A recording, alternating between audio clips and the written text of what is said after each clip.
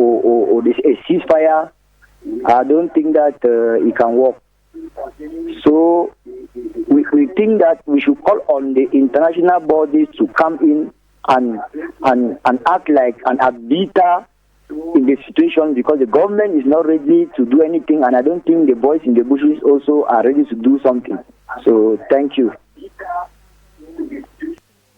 If the connection on Skype, it's okay. We're definitely going to be getting in touch with our panelists, Padia Sanga and Forcha Marshall. If connections on Skype are established, then we can continue with you. If not, we'll get some more callers online before we get back to you on Skype. Hello, good afternoon. Welcome to the program.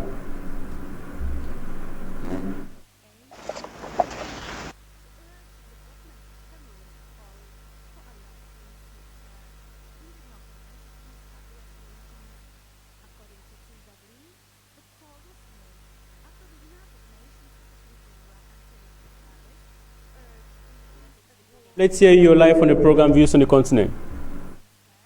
Hello? Go ahead, please.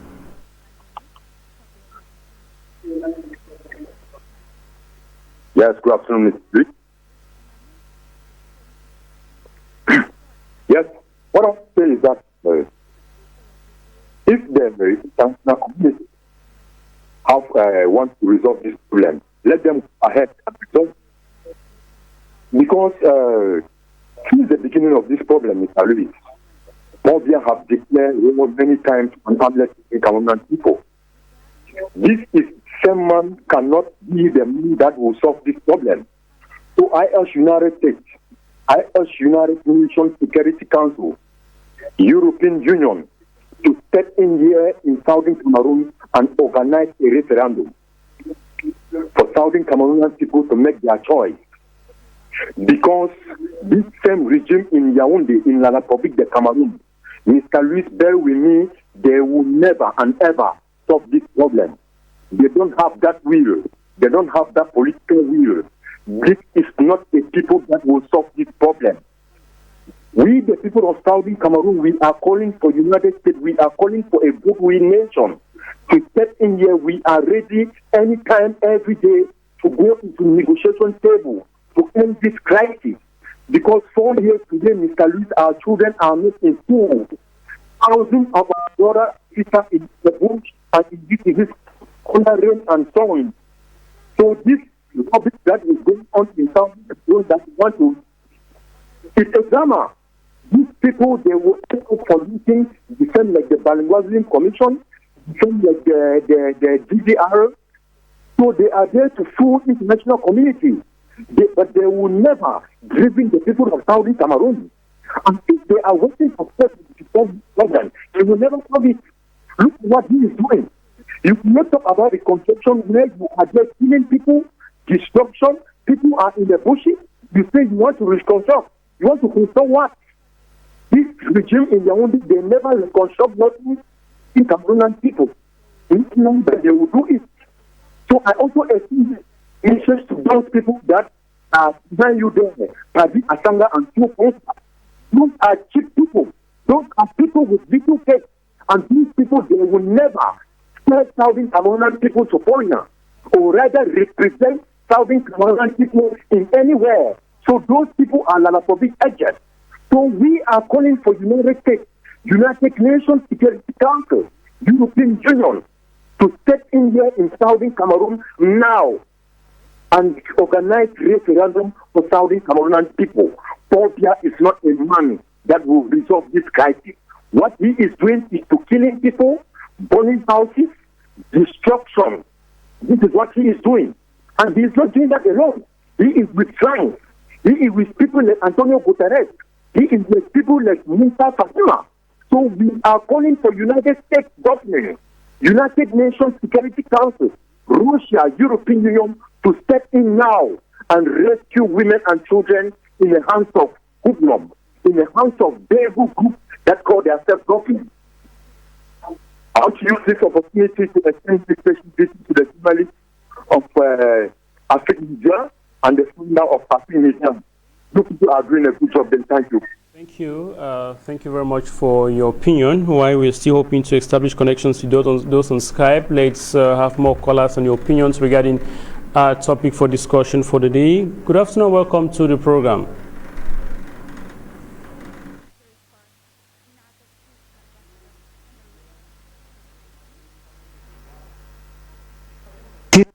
In the Cameroon restive regions is a great and welcome idea.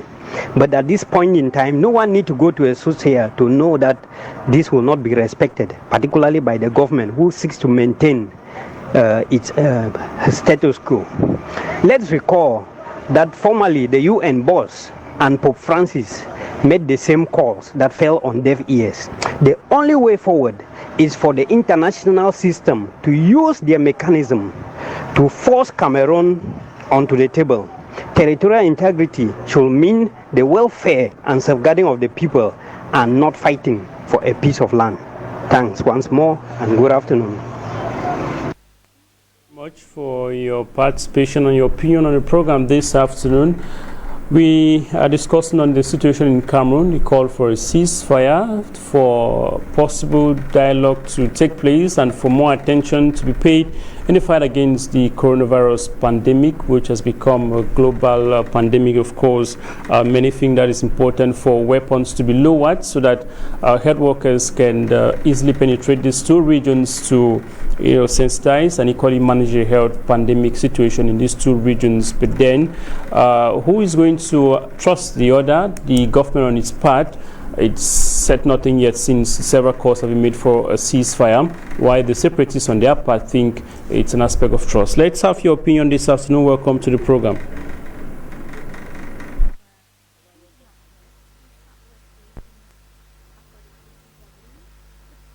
Yeah, afternoon, sir, Mr. Luis.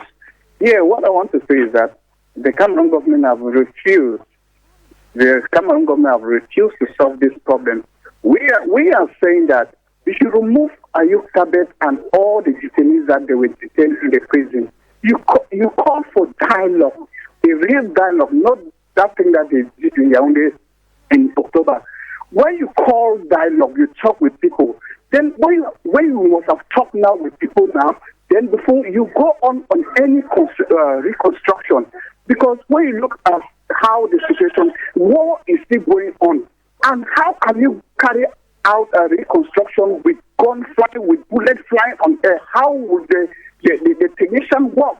So when we want to do something, we have to really think very well then before we do. The Cameroon government has been stubborn. We have been calling that they should call for ceasefire. After calling for ceasefire now, then they remove all the detainees, because as long as those people that are inside the prison, nothing can ever work. No matter what, as long as Ayotabe and the other people that are inside the prison, nothing can ever work. So we are begging for the Cameroon government to see how they remove them and see how they call for good dialogue so that everybody should be at peace, because people are not happy. As I'm talking here, I am not happy. So nothing like construction should go on with that. They call for the real dialogue, because with what they are doing now, it's just a sham. It will end up just a waste.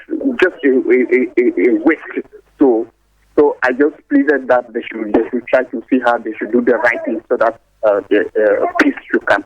So thank you very much, Mr. Luis, for your opinion. And if possible, let's try to hook up with Marshal Foncha, if it's possible to establish back connections with you back in the United States, as well as Padia Sanga. If it's possible, we can have some few words again with you before we continue with callers online.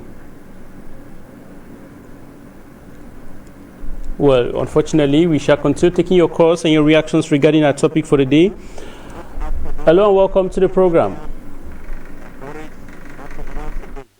Let's recall that before Paul Tassong and co., the former Prime Minister, Philip Mouyang and Peter Mafane Musonge were on the field some years back for the same reasons and nothing worked.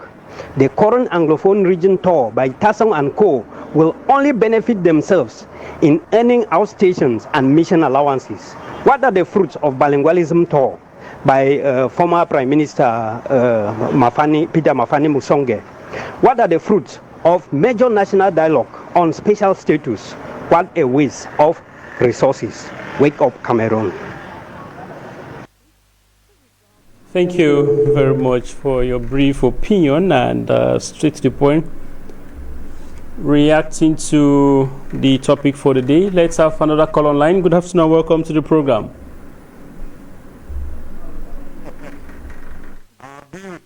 Good afternoon to viewers of Afrique Media. Good afternoon to those out there who are keen viewers of this very special program. And Bill, these are some of the loving issues on earth, you know. So there are a lot of things that happen on earth that sometimes you just need to laugh it out, and then you just allow it be, and then you see how it's going to go. These are some of the things, these are some of the projects we have labeled literally as the White Elephant Project. You can call this one a window dressing completely. I mean, Cameroon is not strange to us. They are fond of creating commissions and getting offices to people who have decided to stay in the same cult. Yeah, I might call it cult. You know, when you have very aged persons who have refused to go on retirement, who have decided to either sit on a big chair, even if the office means nothing to the people, they will just sit there. What's the meaning of a reconstruction committee or whatever? What's the meaning of that? That a country like Cameroon cannot forecast that in the course of maybe in the course of a war, in a war situation, there will be mass destruction and there will be reconstruction after peace had already been met. There are steps towards these particular issues. If you can deny the truth today, but you will finally live to live that same truth tomorrow. That's the bitter truth. Okay, we must have a genuine discussion with a third party on the table to end the crisis in the northwest and southwest region.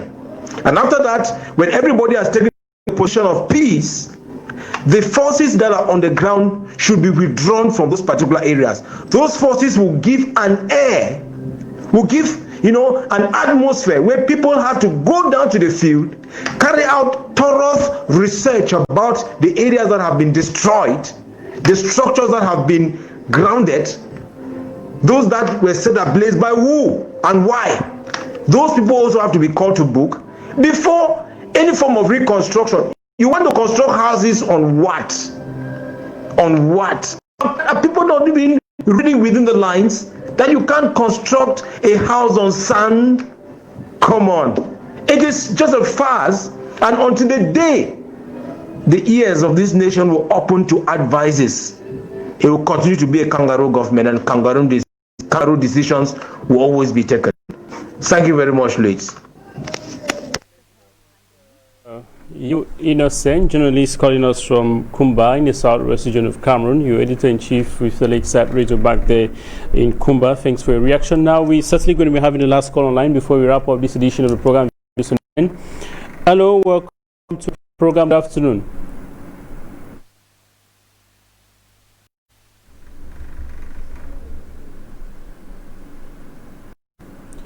We definitely going to be having a last reaction before we step in out of the studio. We definitely waiting to hear from you.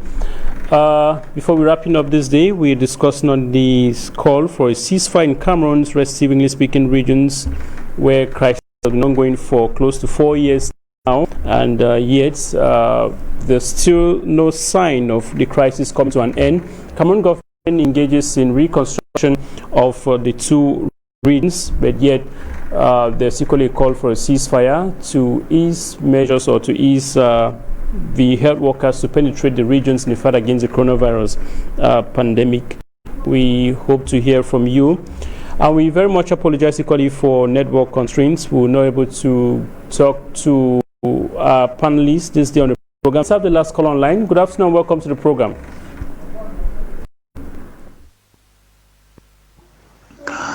Good afternoon, Africa. Good afternoon, Cameroon. This is Fabrice Lena of the Popular Action Party. about the reconstruction plans of President Paul Biya in Northwest and Southwest, like all the other projects and plans, commissions formed by this same regime, a bid to solve the anglophone crisis, had been a total failure, and this from the start is also a complete failure.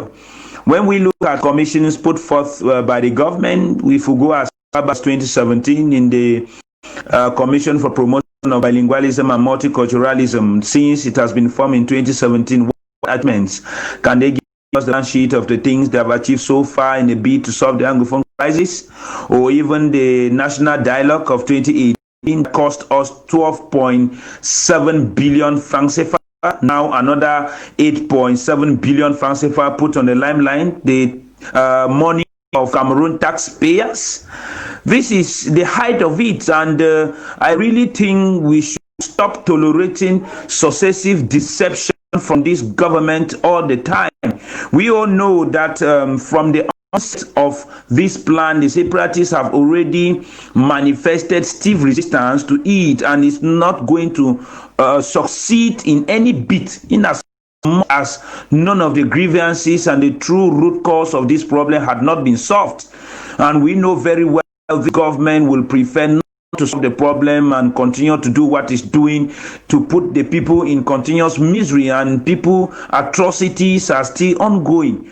What is all this? Why should they continue doing this? That is the question we ask on daily basis.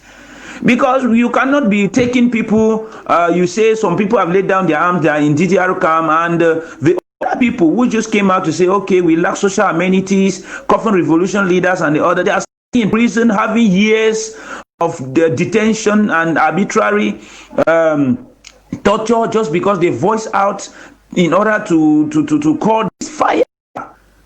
They must first of all be the release of all these people in arbitrary detention. With political transition, with tenets of democracy and good governance into the Third Republic that will enhance and enforce a true country of negotiation with the Anglophone people and see in it their true problems and autonomy of their institutions that will put in place a good country for everyone. If not, all these things we are doing is just prolonging this crisis, this war, and it's costing us a lot. Human lives, human resources is costing us a lot. Fabrice Lena, thanks for your reaction. Well, thank you very much. Equally, those of you who took out time to be part of the program, those of you who are watching us live on Facebook, Start Time, and those of you who are watching us live back from your homes, we equally apologize very much to those of you who are joining us on Skype with the network difficulty we had. Could not get through with you, but I want to thank very much Dr. Simon Adams, Executive Director, Global Center for Responsibility to Protect, working to prevent mass atrocities. He was one of the panelists with Marshall Foncha, equally Chairman for New African Coalition Front, and